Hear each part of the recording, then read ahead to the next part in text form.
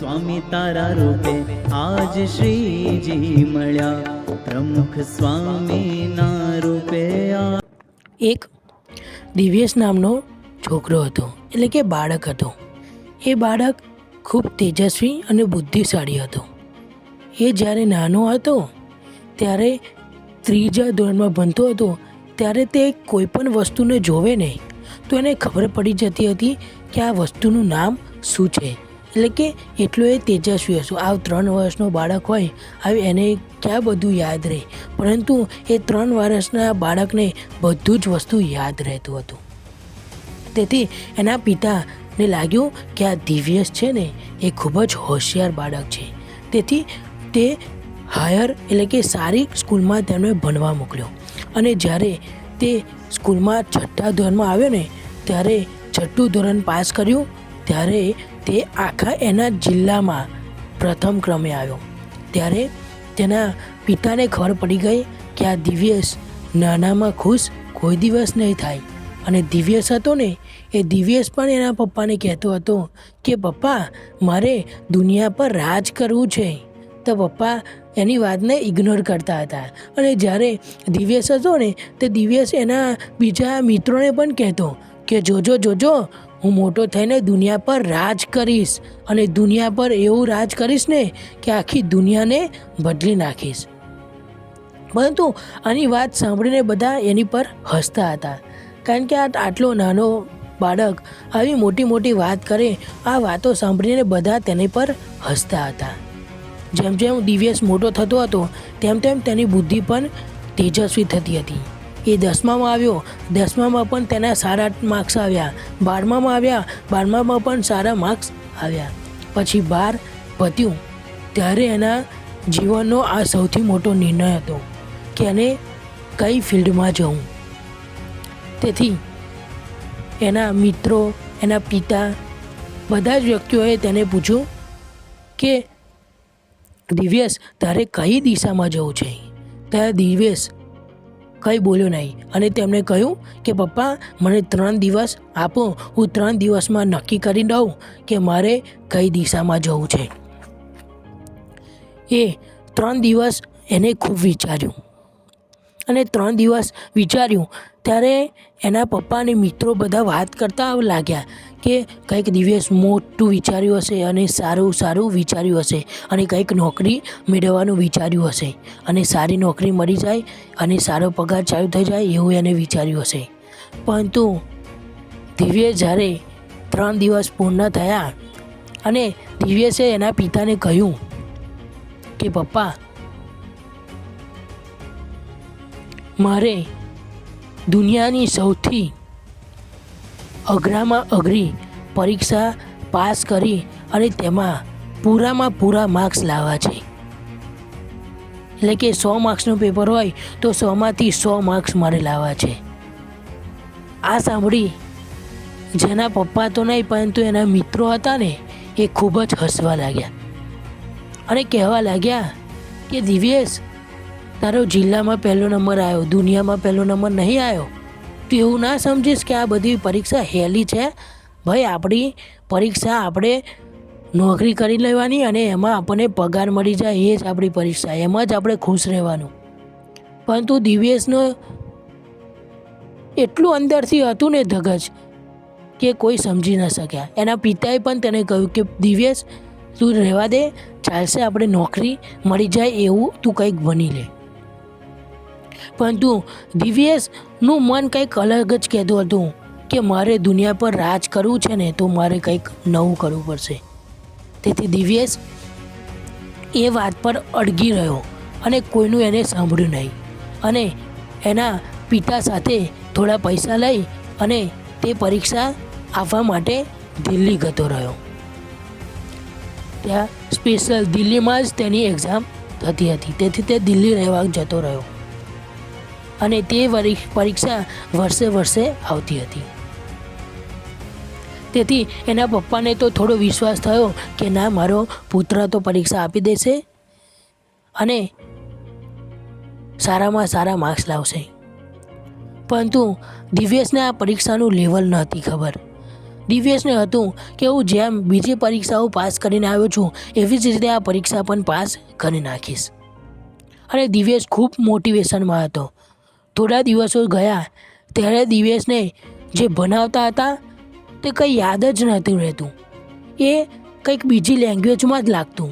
એનું બધું માથાની ઉપર રહીને જ જતું રહેતું હતું. પરંતુ તે શું કરે, તેનું જ ડિસિઝન હતું. તેથી તે પપ્પા અને બીજા મિત્રોને પણ કહી શકતો નહોતો કે પપ્પા મારે આવી પ્રોબ્લેમ છે. અને એના ઘરમાં અને એના હતા વ્યક્તિઓ, એ વ્યક્તિઓને તો એવું લાગતું હતું કે હવે તો એ પાસ જ થઈ જશે ને, આ સારામાં સારા માર્ક્સ લાવશે. આવું હતું. જેમ જેમ પરીક્ષા નજીક આવતી હતી તેમ તેમ તે દિવ્યેશને બીક લાગતી હતી. પરંતુ જેમ તેમ કરીને એને એક પરીક્ષા આપી અને જ્યારે રિઝલ્ટ આવ્યું ત્યારે રિઝલ્ટમાં નાપાસ થઈ ગયો. ત્યારે બધા મિત્રોને કહેવા લાગ્યા કે દિવ્યેશ, કેવું લાગ્યું તને પરીક્ષામાં? અમે તો ના જ કહેતા હતા ને કે ના કરશો ના કરશો, તો પણ તે માન્યું નહીં અને આ પરીક્ષા તે આપી. દિવ્યેશના પપ્પાને પણ સમાજના અનેક લોકો કહેવા લાગ્યા કે તારામાં બુદ્ધિ નથી, આવો નાના નાના છોકરાને તું ત્યાં મોકલી આવ્યો. એ આપણા બધી બસની વાત નહીં, એ મોટા મોટા વ્યક્તિઓ જે પરીક્ષા પાસ કરી શકે છે. બધા જ સમાજના લોકો દિવ્યેશના પપ્પાને એવું કહેવા લાગ્યા. ત્યારે દિવ્યેશના પપ્પાએ દિવ્યેશને કહ્યું કે બેટા, હજુ પણ કહું છું કે અઘરી પરીક્ષા લાગે ને તો તું પાછો આવતો રહે, આપણે નથી આપી પરીક્ષા. પરંતુ દિવ્યેશનું મગજ એવું નહોતું કહેતું. દિવ્યેશનું મગજ એ હતું કે મારે ગમે તે કરીને મોટું માણસ બનવું છે, દુનિયા પર રાજ કરવું છે. અને દિવ્યેશનું મગજ કંઈક અલગ જ કહેતું હતું. દિવ્યેશે એના પપ્પાને કહ્યું કે પપ્પા, એક મોકો આપ્યો, આ ફેર તો હું 100% પાસ કરીને જ રહીશ.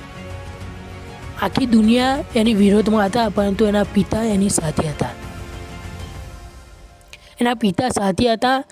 આ વખતે દિવ્યેશને ખબર હતી કે મારે ખૂબ જ મહેનત કરવાની જરૂર છે, થોડાથી નહીં ચાલે. તેથી દિવ્યેશે ખૂબ મહેનત કરી, ખૂબ એક વર્ષમાં મહેનત કરી. એના સિવાય બીજું કશું જ લક્ષ્ય તેને હાંસિલ ના કર્યું અને ખૂબ મહેનત કરી.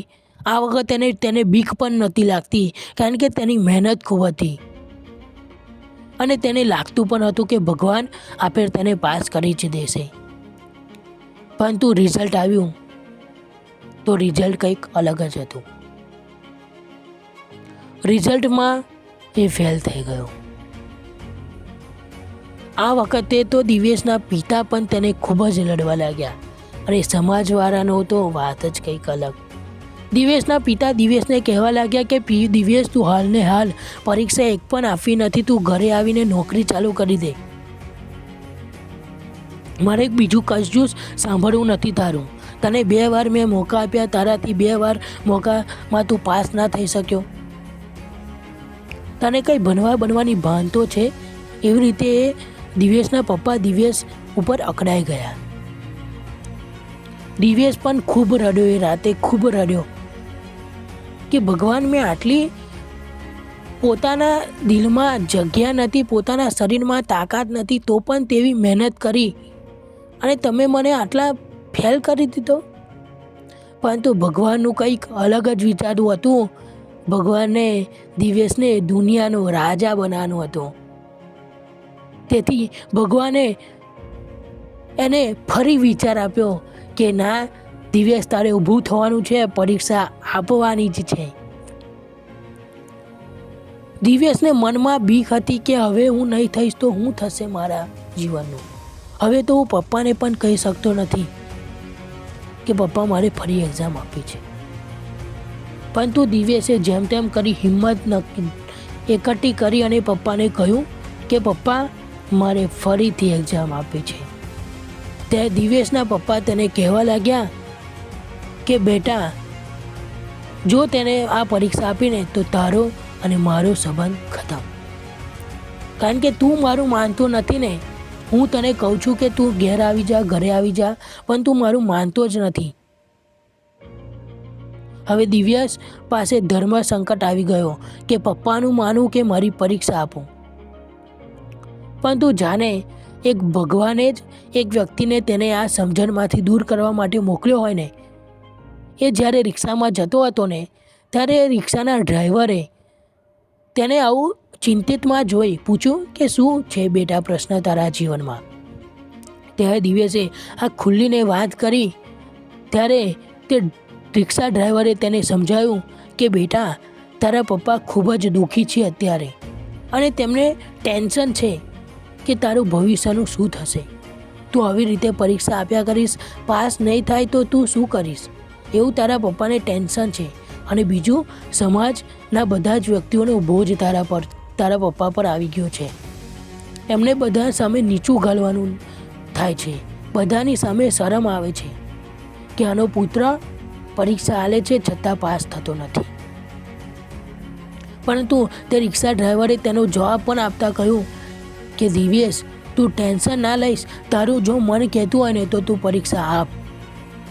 અને અત્યારે ભલે તારા પપ્પાએ કહી દીધું કે તારો અને તારા પિતાનો સંબંધ બંધ, પરંતુ એ જ પિતા જ્યારે તું નક્કી લાવીશ ને નંબર, ત્યારે એ પિતા સૌથી પહેલાં તારી સાથે ઊભા હશે. એટલે તું ટેન્શન ના લઈશ, તારા પપ્પા અત્યારે ગુસ્સામાં છે, એના કારણે આવા શબ્દો બોલાય છે. તેથી દિવ્યેશમાં જાણે નવી ઉર્જા ઉભરાઈ હોય ને, અને આ ઉર્જા એને નક્કી કરી લીધું હતું કે એ વર્ષ દરમિયાન એ બધું જ વસ્તુ ત્યાગ કરશે. એટલે કે જાણે એને એ લક્ષ્ય સિવાય બીજું કંઈ દેખાતું જ નહોતું. એને ખબર હતી કે આ મને અઘરું લાગે છે, છતાં પણ એને એટલી મહેનત કરી, અને એટલી મહેનત કરીને કે એને જે વસ્તુ અઘરું લાગતું હતું એ અત્યારે એને પોતાના મગજમાં આખીને આખી ચોપડીઓ છાપી દીધી. અને એને એવું લાગતું હતું ને કે આ વસ્તુ નહીં આવડે, પરંતુ એ વખતે એના મનમાં વિચાર હતો પપ્પાનો સંબંધ, સમાજના લોકોનો ભાર. તેથી તે આ રાત દિવસ મહેનત કરી અને તે પરીક્ષા પાસ કરવાનું તેને નક્કી કરી જ દીધું. આખું વર્ષ તેને ખૂબ મહેનત કરી અને પછી ભગવાનને કહ્યું કે ભગવાન, 2 વાર તો પરીક્ષા મેં આપી, હવે આ ત્રીજી પરીક્ષા એ રિક્ષા ડ્રાઈવરના ભરોસે આપું છું. એ તમે જ હોય એવું મને લાગતું હતું. તેથી ભગવાનને તેને પ્રાર્થના કરી અને પછી ભગવાનને ભરોસે તે પરીક્ષા આપવા ગયો. અને એ તારીખ હતી 24/12/2026, એટલે કે 1926.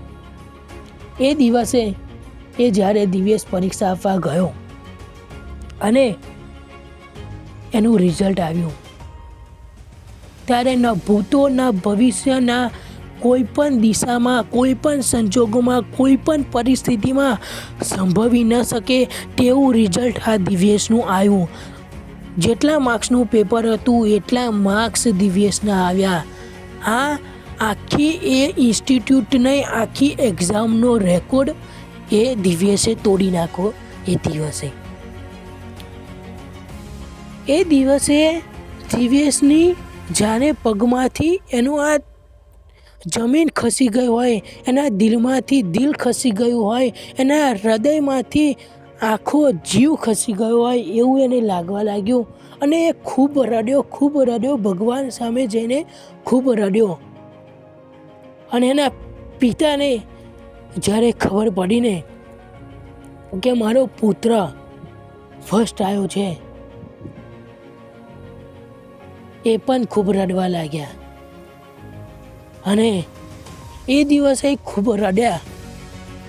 અને એમને આખી જે પણ એ વિસ્તારમાં રહેતા હતા એ વિસ્તારમાં દોટ મારીને ગયા અને બધાને કહેવા લાગ્યા, મોટેથી બૂમ પાડવા લાગ્યા કે સાંભળી લો, મારા પુત્રનું રિઝલ્ટ આવ્યું છે.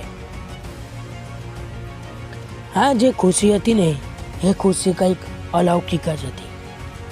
ન માની શકાય કે ન કહી શકાય એવી દિવ્યેશના પપ્પાની ખુશી હતી. અને દિવ્યેશ પણ દિલ્હીમાં રહ્યો ખૂબ ગર્વ અનુભવતો હતો.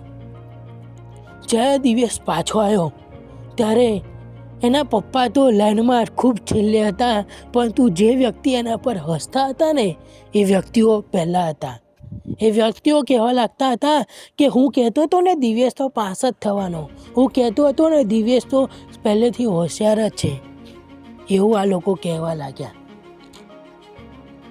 ત્યારે દિવ્યેશને લાગ્યું કે ભગવાન તમારી જે ક્રિયા છે ને અલૌકિક છે.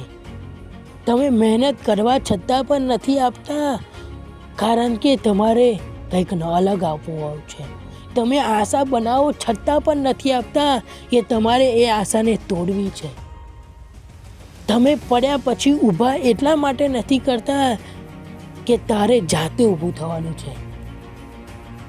ભગવાન આવી અલૌકિક શક્તિ અને આવી બળ બધા જ વ્યક્તિઓને પોતાના જીવનમાં જે પણ ધારેલી સફળતા મળી ના હોય તે સફળતા પ્રાપ્ત કરવા માટે આપજો.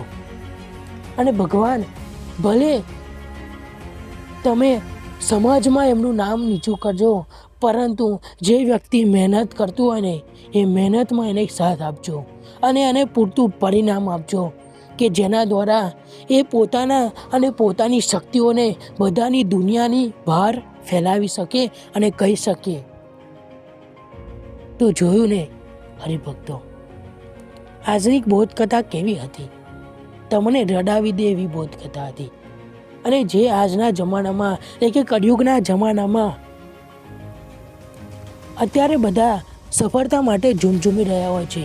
અસફળતા મળે એટલે એ કાર્યને છોડી દે છે. પરંતુ આ એ વ્યક્તિઓ માટે જ છે કે અસફળતા મળશે તો છોડી ના દેશો, એનાથી વધારે મહેનત કરો. ફરીવાર અસફળતા મળે તો છોડી ના દેશો, એનાથી વધારે મહેનત કરો. જો તમે આ મહેનત ચાલુ રાખશો ને તો તમારું જીવન, અને એકવાર તમે સફળ થઈ જશો તો તમારું ગૌરવ એ તમે જ અનુભવી શકશો. તો ખાસ બધા જ વ્યક્તિ અને બધા જ સ્ટુડન્ટ, બધા જ વિદ્યાર્થીઓને મારી એ અપીલ છે કે તમે જે પણ ફિલ્ડમાં જે પણ કાર્ય કરવા માટે નક્કી થયા છો ને તો એ કાર્ય જ્યાં સુધી પતે ના ને ત્યાં સુધી એને મૂકશો નહીં. અને ભગવાન પણ તમને એટલા માટે નાપાસ કરતા હશે કે તમારે એનાથી વધારે રિઝલ્ટ લાવવાનું છે, એનાથી વધારે માર્ક્સ લાવવાના છે, એનાથી વધારે કંઈક આગળ જવાનું છે. તો આજની બોધકથા અહીં સમાપ્ત કરીએ. જો તમારા જીવનમાં આ બોધકથાથી કોઈ નવો વિચાર આવ્યો હોય ને તો પ્લીઝ અમારી ચેનલને સપોર્ટ કરજો અને એક લાઈક આ વિડીયો માટે જરૂરથી કરજો. મળીએ આવી જ નવી બોધકથા સાથે.